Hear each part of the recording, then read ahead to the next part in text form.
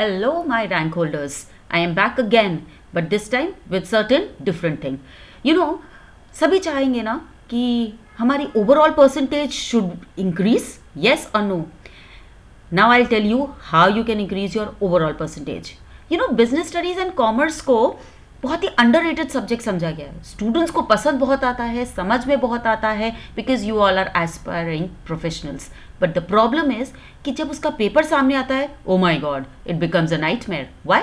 Because it have too many case studies, too many caselets, and these application based questions are so difficult कि हम उसको समझ ही नहीं पाते कि वो कौन से चैप्टर पे बिलोंग करता है. और if I can recognize the chapter, if I can identify the chapter, I'm clueless about from which part of the chapter it is. So I promise you that from these 8 slides, you will be able to understand the keywords that will give you a kick in the particular case study, and that will make you or help you to recognize the particular portion of the chapter. आज हम nature and significance of management की बात करते हैं, the very first chapter in your book part 1, right. So we'll quickly get started और देखते हैं कि वो पर्टिकुलरली चीज़ें कैसे आइडेंटिफाई होंगी. सबसे पहली चीज़ कैरेक्टरिस्टिक्स या फीचर्स ऑफ मैनेजमेंट. अब अगर वो फीचर गोल ओरिएंटेड है, please search for the word achieve a target. जैसे क्वेश्चन पेपर में दे दिया, केस स्टडी में दे दिया कि the company wants to achieve a particular target, right, sales का target. That means they are goal oriented. All pervasive we all know, required everywhere. तो जहां पे भी अगर ये बोला जाएगा कि it is been applicable everywhere या एट ऑल लेवल्स, तो इमीडिएटली ये एक की वर्ड है for your all pervasive, right. Multi dimensional, as the name suggest, वो मल्टी डायमेंशनल वर्क होता है. अब इसमें भी 3 चीजें हैं. That is your work, right, that means then people and then operations. अगर वो वर्क से रिलेटेड है मल्टी डायमेंशनल, तो हम टास्क की बात करेंगे. पूरे केस स्टडी में टास्क की बात होगी. अगर वो पीपल से रिलेटेड है तो हम HR, बिहेवियर, राइट, हम पर्टिकुलरली ह्यूमन रिसोर्स की बात करेंगे. और ऑपरेशंस की बात होगी तो हम प्रोडक्शन या सेल्स की बात करेंगे. तो अपनी केस स्टडी में हमेशा ये चीज़ देखना कि अगर वो वर्क है तो we are talking about tasks. People की बात हो रही है या हम HR की बात कर रहे हैं तो वो पीपल है. And operations, right, is your production and sales. Next characteristic is your continuous. You know that management is a continuous process. It's an never ending process. कभी खत्म नहीं होता. Controlling के बाद again your feedback goes and then again planning starts. Right? तो ये क्या होगा? It's an ongoing process. अब कहीं बोला जा रहा है कि हमने कंट्रोल में देखा that there were some mishappenings या certain things went wrong. Then what will be then it is a continuous process. Right? Changes हुए. Then your group activity. If I talk about group activity, teamwork. जहीं पे भी conflict दिखा और उन्होंने बोला कौन सा particular characteristic violate हो रहा है, group activity. Dynamic is changes. जहाँ पे भी changes की बात होगी, adapting to change, that is dynamic. कि हम बोल रहे हैं कि हमने change नहीं किया, इसी वे कंपनी का लॉस हो गया, that means वो dynamic नहीं है. Then intangible force is it is a feeling, right? जहाँ पे भी प्रेजेंस है मैनेजमेंट की, वो हमारा intangible force. Now I come down to objectives.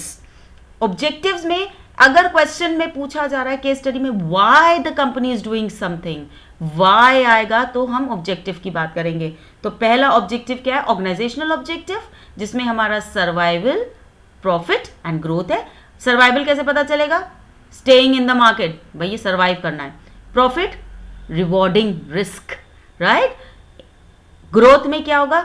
जब हम इंप्लॉयज की बात कर रहे हैं, हायर सेल्स वॉल्यूम की बात कर रहे हैं, तो वो ग्रोथ है.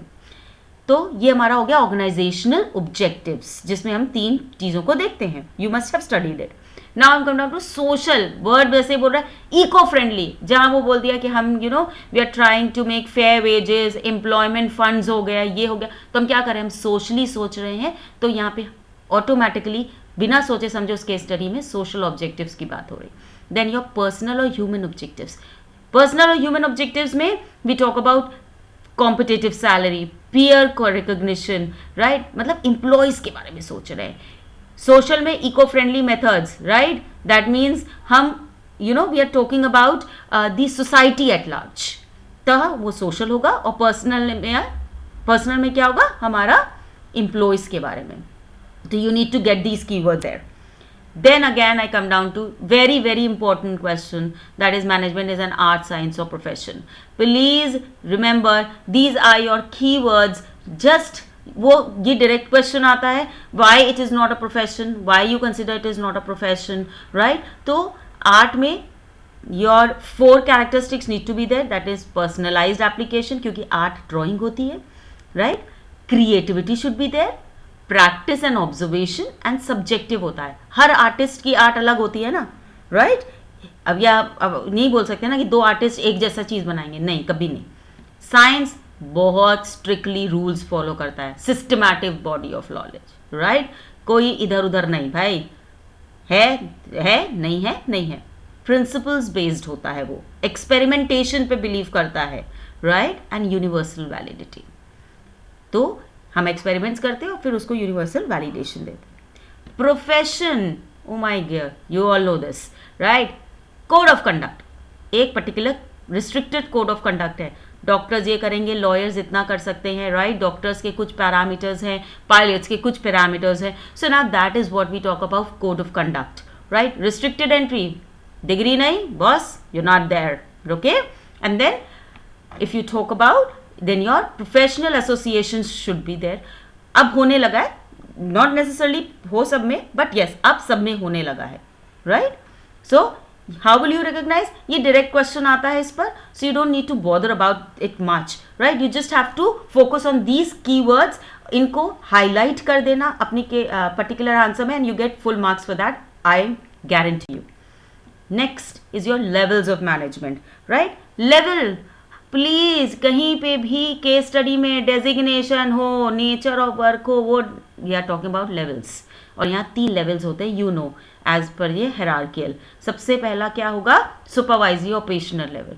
इसको हम फोरमैन, जहाँ पे फोरमैन का वर्ड आ गया, सुपरवाइजर आ गया, वो भाई ऑपरेशनल लेवल है, राइट? लोअर लेवल नहीं लिखते, ऑपरेशनल लेवल लिखते हैं. जैसे जो इनका काम क्या होता है, डायरेक्टली फैक्ट्री में ओवरसी करना वर्क को, control, quality control, ensuring safety, passing on instructions.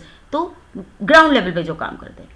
Middle level better of, like department heads, plant superintendent. अब ये सारे वर्ड्स अगर आते हैं तो वो मिडिल लेवल के हो गए, राइट? उनका क्या काम है, इंटरप्रेटिंग पॉलिसीज. जो भी टॉप लेवल बताएगा उन्हें, वो आप लोअर लेवल को या ऑपरेशनल लेवल को इंटरप्रेट करते हैं. Assigning duties and cooperation between the departments. इनका काम ही है कि मिडिल, नाम ही है ना, तो वो मिडिल मैन का ही काम करते हैं, ठीक है? Then your top level, your CEOs, chairman, इनका सिर्फ क्या काम है, स्ट्रैटेजी मेकिंग, सर्वाइवल कैसे होगा फर्म का, और बेटर कैसे कर सकते हैं फर्म को, liaisoning with outside world, overall goals. ये सारे वो ऊपर बैठ के they are only using their minds to control the company, right?